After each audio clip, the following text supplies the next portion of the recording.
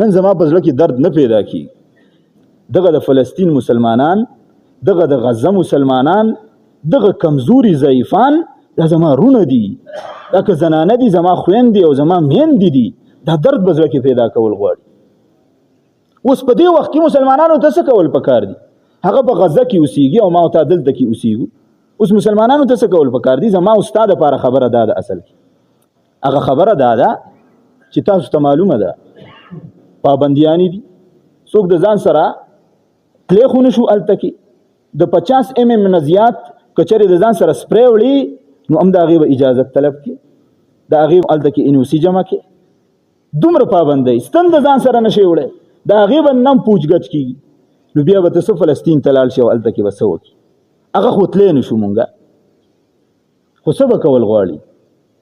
2 کارونه داسې دي چې هغه به کول غواړي. په هغې کې اولنی کار دا چې دعا خو کولی شو که نه، کینو رب ته وجاړو، د جړا نه بل لوی څیز نشته دی. د هر انسان نه به د فلسطین په حواله کې د غزه د مسلمانانو په حواله سره د هغه د وس مطابق ګوره سوال کیږي. د حکمران نه به د حکمران د وس او د طاقت او د فورس سوال کیږي. زما استانه به په دې کلي کې اوسېږو، زما استانه به زما استاد د وس مطابق سوال کیږي. زما استانه به دا سوال کیږي ته مسلمان کمزور یو، د هغې لپاره دې څه کړي وو؟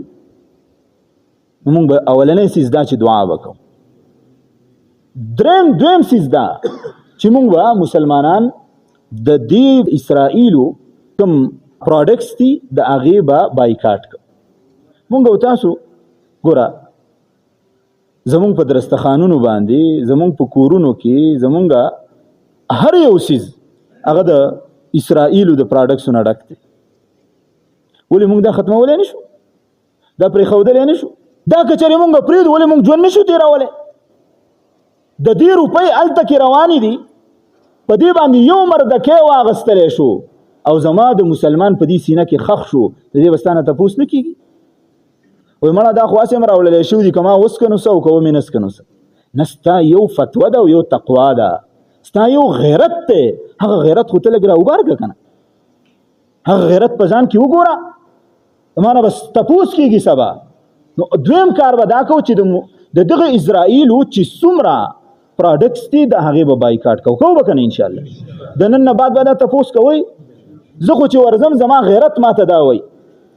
د کوم دکان نه چې مې سودا کوله او په هغې کې مې د اسرائیل پروډکټس لیدلي دي هغه دکان ته هم نه ځم، زما غیرت ما ته دا وایي. سبا د قیامت په ورځ دا خو ویلی شم چې الله زما خو په وس کې دا و چې دغه کار زه پرېږدم، پرېښودی مې دی. نو یو کار به دا کوو. د دې اسانه طریقه ده چې یاره موږ ته به څنګه پته لګي. د هغې هغه QR کوډ چې کوم دی، بار کوډ اول سر کې وګورئ 729 چې په کوم څیز باندې لیکلی شوی دا د اسرائیلو دی. 729 دا چې لیکلی شوی دا د اسرائیلو دی. دا پرېږدئ، دا مه اخلئ، دا مه خورئ، دا مه استعمالوئ.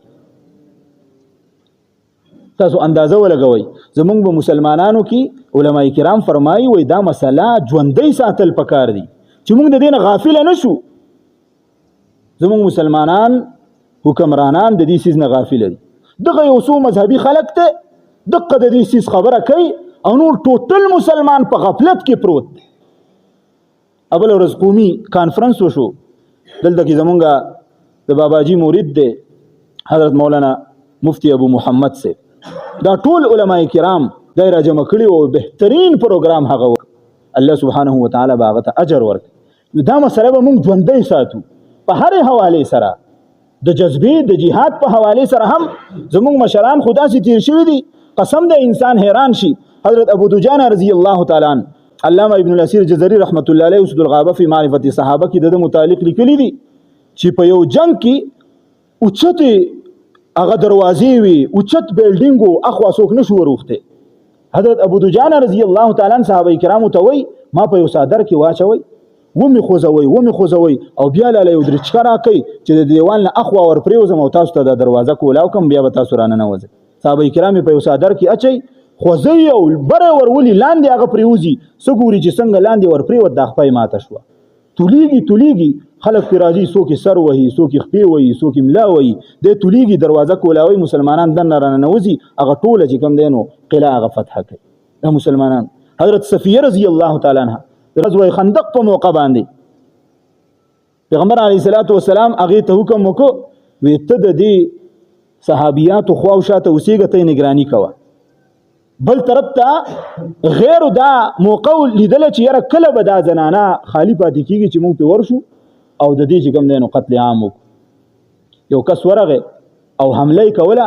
د دې سره د خیمې دا غټ لول نه دا لول وسور سره او چته کو اقا کس لرا خلاص کدا سره ولا اوه هغه بزمکه باندې را پریوت د خیمې نه پسې هغه تور راواغست او سره دې کټ ک او دا هغه چې کومه خیمه واغې ته ورواچو دا زنانه وی حضرت خانسار رضی الله تعالی عنها د عمر فاروق رضی الله تعالی عنہ دور دی جنگ قادسیه ده په هغه کې عمر فاروق رضی الله تعالی عنہ اعلان کړي نوجوانان چې څومره دي د راوزی د جهاد د پارزو حضرت خانسار رضی الله تعالی عنہ د هغه خاون شهید شوی دی د قسلور بچی په کور کې دي یک سر ده د غسلور بچی ځان ته ودرول او خطاب وته وکړ وای بچو ستا سومور چرته کې ستا سو پلار شرمولې نه ده یاد ساتي یا خو مرازي او کرازي نو چې ستاسو ویني ګوره په خپو مخې ته باندې پرتی اسینه په پوند باندې ویني پرتی خپل سلور بچی رخصتای په جنگ قادسیه کې دی جنگي تر دې چې سلور وانه شهیدان شو حضرت عمر فاروق رضی الله تعالی عنہ ډیر سخت غمجن دی خفه دی چې اوس به دې مورته څنګه پیغام مونږ رسو یو استاد راولېګ دروازه وټکوله مور را اوتله به خیر شسه د پار را لې امیر المؤمنین را لېګلې ما ولی امیر المؤمنین د دې لپاره را لېږلی ما چې ستاسو تعزیت وکما چې ستاسو سلور چې کوم بچیانو هغه شهیدان شو هغه زنانه غیرت ته ګوره ننګ ته ګوره په اسلام باندې سر کټکولو ته ګوره هغه زنانه سوی وای راځه کینا شوده پیس کی شوده په خوانه زمانہ کې په هغه چا باندې سکه کېده چې چا به د خوش خبری هغه اعلان هغه خبر براوړیو نو دای کینو شوده په وسکه او دی ورته دا خبر ورکوي وای نه زه خو ډیره عزتمنه یم زما خو سر عروج ته ورسید سبا د قیامت په ورځ چې زما نوم اغسته کیږي نو ورسره به دا هم اغسته کیږي چې د سلور شهیدانو مور دی را پاسي نو دا غیرت پیدا کول غواړي دا غیرت دلته کې پیدا کیدی شي او اخیری خبره ده چې زمون کم نوجوانان دي نو دا چې ټیک ټاک استعمالي ټویټر استعمالي یوټیوب استعمالي فیسبوک وغیرہ دا چیزونه استعمالي نو دا د نور د دې کاتونه قلار شي چې د چا مذاق وړاو کی په چا پسې خبري وکي ته لهذا خزي مشیر کوا ته ډرامي مشیر کوا ته فضول خبري مشیر کوا ته واهیات فضولیات مشیر کوا ته که شرکانو د مسلمانانو دغه مظلومانو د لپاره आवाज شیر کا دا به د قیامت پر استا پکاته کې لیکل کی شل زلر استا آی ډی بلاک شي سل زلر استا ویورز کم شي خو ستا غیرت هغه ایمانی جذبه هغه به د سیز د وجنه هغه اوچتیږي علماء دین اسلام معزز مسلمانانو ورونو حدیث مبارک کی راضی رسول الله صلی الله علیه وسلم نا حضرت ابو ذر غفاری رضی الله تعالی عنہ تپوس کئ د الله رسوله په دنیا کې د ټولو نه اولنې مسجد کم دی رسول الله صلی الله علیه وسلم ارشاد فرمایا مسجد حرام بیا حضرت ابو ذر رضی الله تعالی عنہ تپوس کئ بیا کم یو مسجد دی حضور نبی کریم صلی الله علیه وسلم ارشاد فرمایا مسجد اقصی نن چې ځکه خبرې کوم نو دا د بیت المقدس په حواله سره دی د فلسطین د مسلمانانو په حواله سره دی چې د ټولو نه اولنې مسجد پزمکه باندې مسجد حرام جوړ شوی دی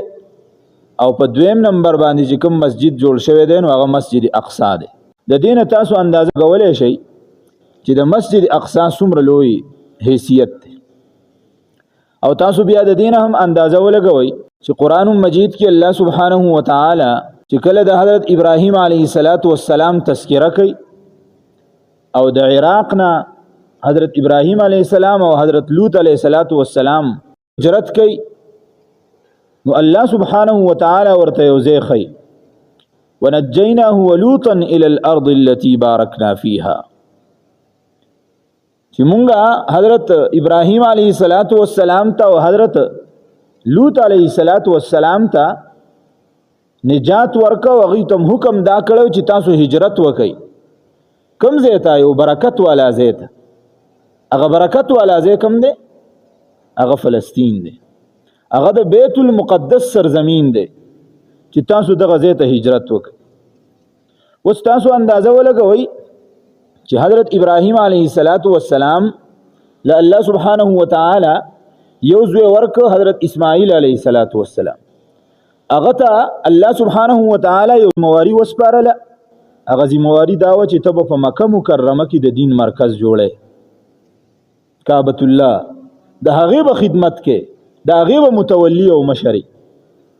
او بل یو زوی ورته ورک حضرت اسحاق علیه السلام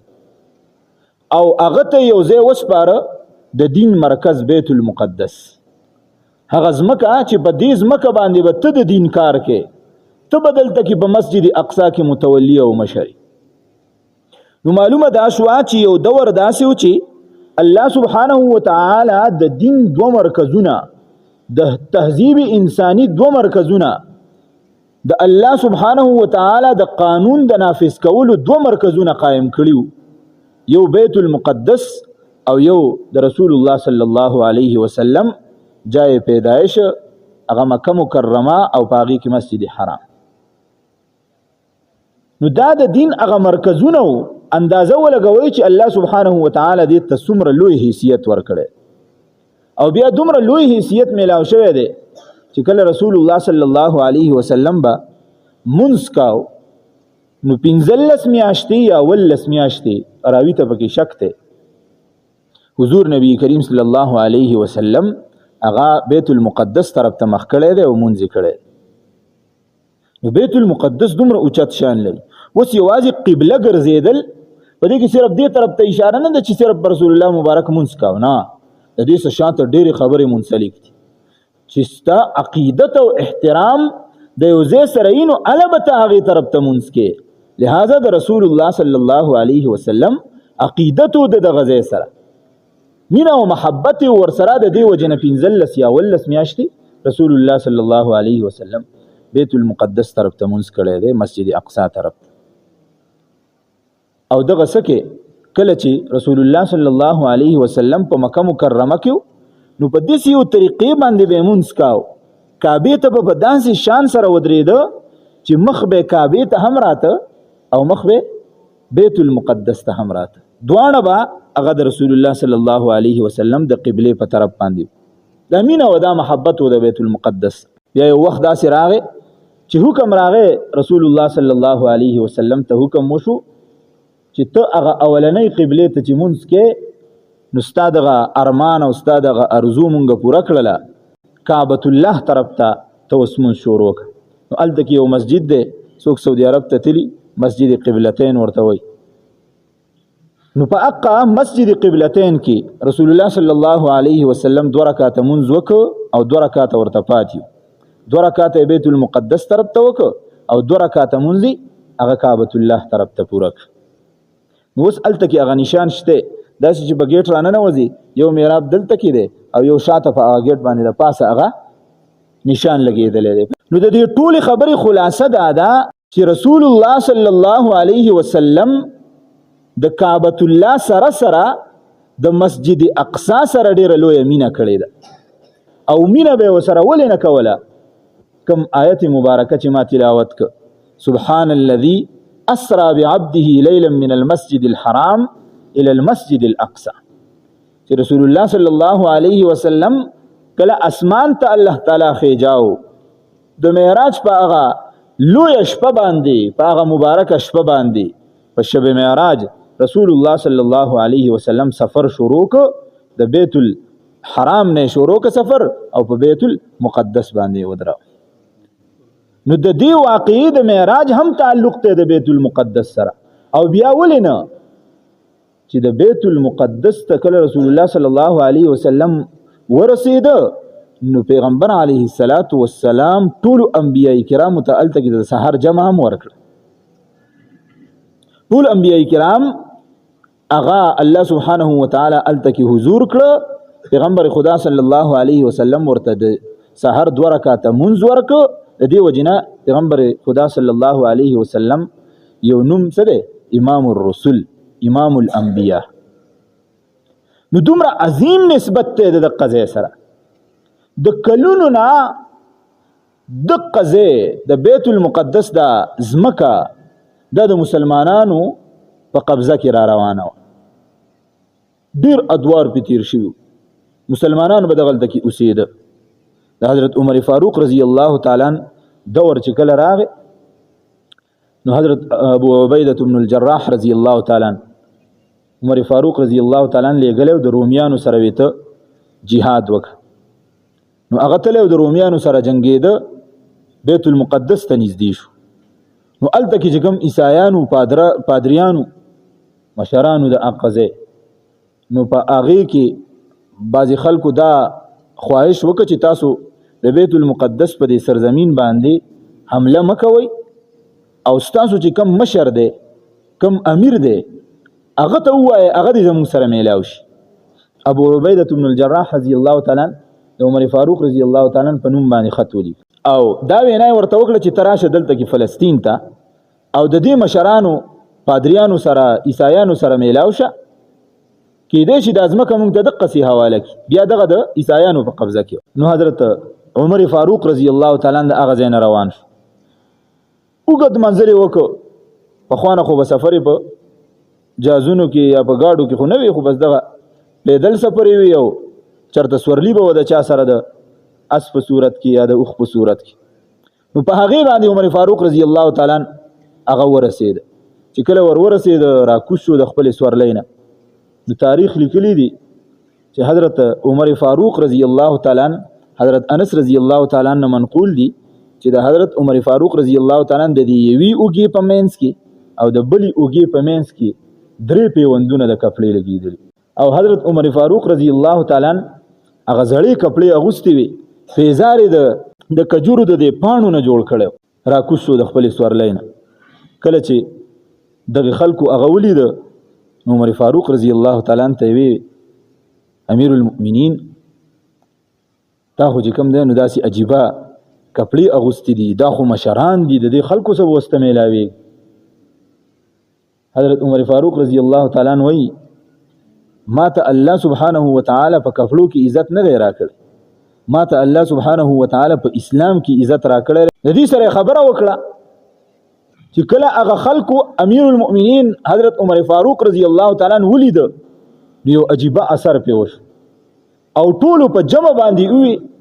بغیر د خون د خرابې بغیر د څه فساد او د جنگ نه د بیت المقدس هغه چابیانې عمر فاروق رضی الله تعالی عنه ته په جولۍ کې ورواچولې وې دا ستا شو بغیر د خون د خرابې. دغه وخت تېرېده او په دې کې ډېر کلونه تیر شو. یو دور پکې په منځ کې داسې هم راغی چې صلیبیانو په دې باندې حمله وکړله، حمله یې پې وکړله او دا یې قبضه کاو. خو د دغې دور عظیم مجاهد صلاح الدین ایوبي په هغه خلکو صلیبیانو باندې دوباره حمله وکړه او دا مسجد اقصی د بیت المقدس ته سرزمین او ځمکه دی ته دوباره واغست. بیا دغه دور چلیده او مختلف قسمه خلک به راتله. مقصد یې دا و چې دا ځمکه مونږ حاصله کړو، قبضه کړو. د عبدالحمید ثانی دور راغی او د هغه مقصد دا و چې دله مونږ څه روپۍ موپۍ ورکړو، دا د خلافت عباسي یو باچا او امیرو. دغه دور راغی او مقصد یې دا و چې څه روپۍ موپۍ دله مونږ ورکړو او دا ځمکه به قبضه کړو وا به خلوتي. کوشش یې دا کاو چې مونږ خپل هغه سرکرده خلک یهودیان او اسرائیل په دې ځای کې آباد کړو. عبدالحمید ثانی ورته یاد ساتئ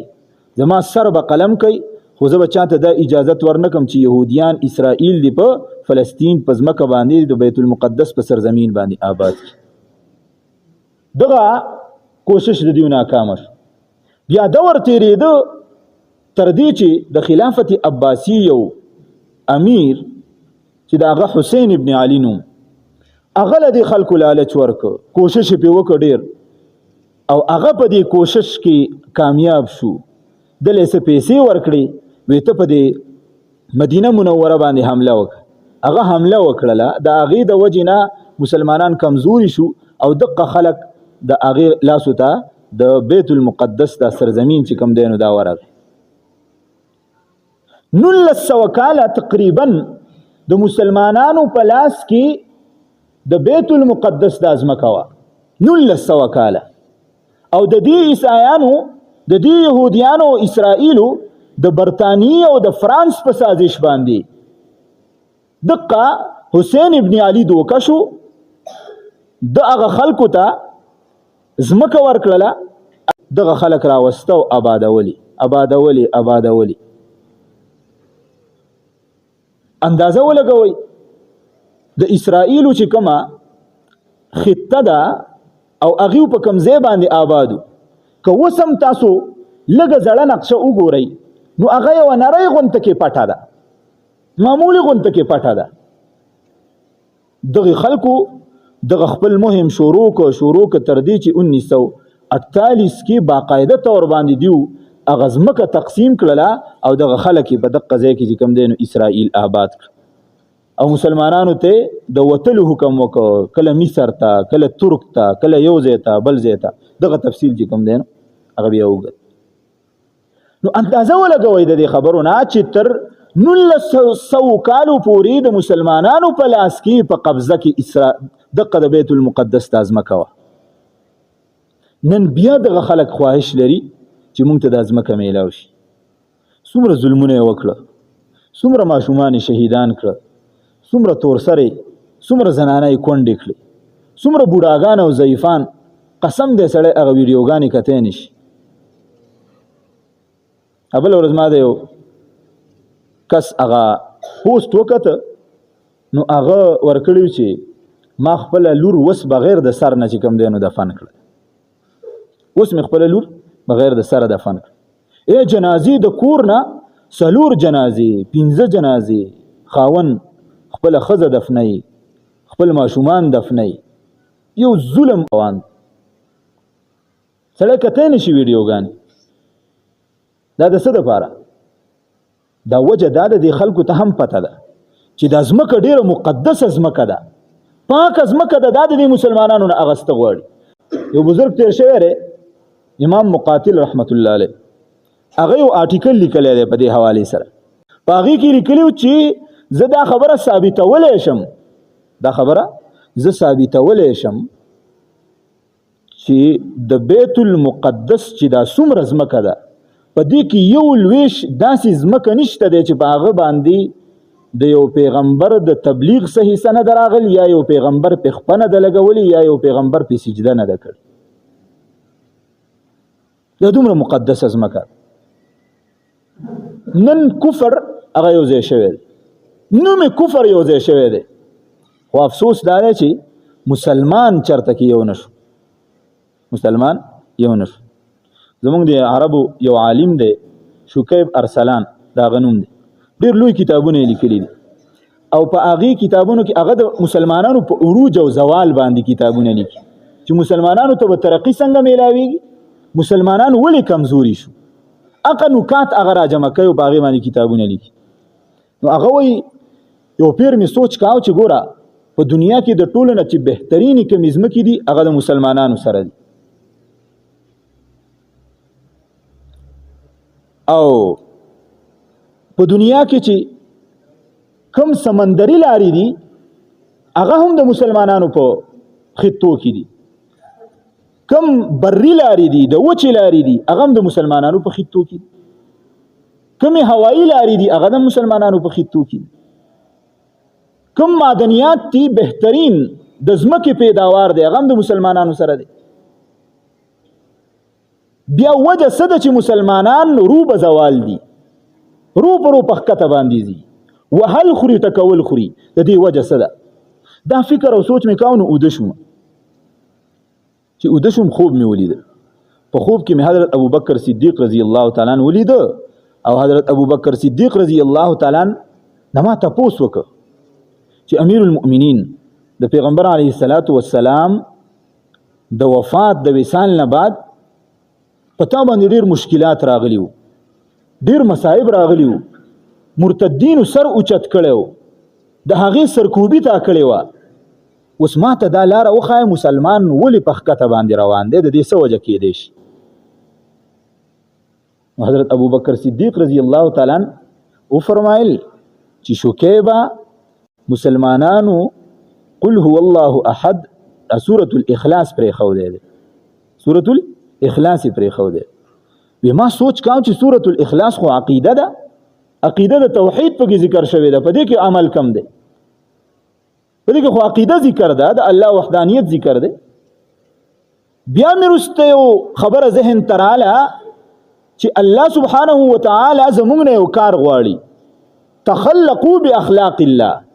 چې تاسو د انساني وسه پورې د الله تعالی هغه صفتونه خپل کړئ. د الله چې کوم صفتونه دي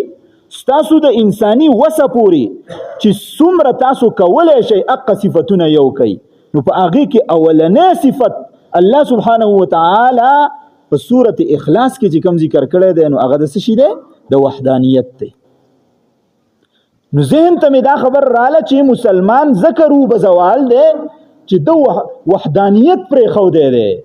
یعنی مسلمان امت هغه جدا شوی دی، هغه تقسیم شوی دی، د دې وجې نه مسلمان روبه زوال دی. که چېرې امت مسلمه دا یو شي او ټول امت که جسد واحد شي، حدیث مبارک کې چې څنګه راځي چې د مسلمان مثال دا د یو جسم دی، که چېرې د په سر باندې درد راځي د ټول وجود د هغې نه پریشانی دردمن دي، د سترګه درد کوي په د باندې تبه راځي د هغې د وجې نه د ټول وجود دردمني. دقسې که چېرې مسلمان متحد شو چې په فلسطین کې یو ماشوم هغه زورلی کېږي، د هغه کونډه ده رنډه ده هغه زورلی کېږي، ضعیف دی کمزوری دی هغه زورلی کېږي، دلته کې چې زما او ستا هم په سینه کې درد پیدا کېږي. نو لولنی سیز دا چې مسلمان کله متحد شو دا مسلمان به بیا روبه زوال نه وي، دی به همیشه ترقۍ طرف ته ځي.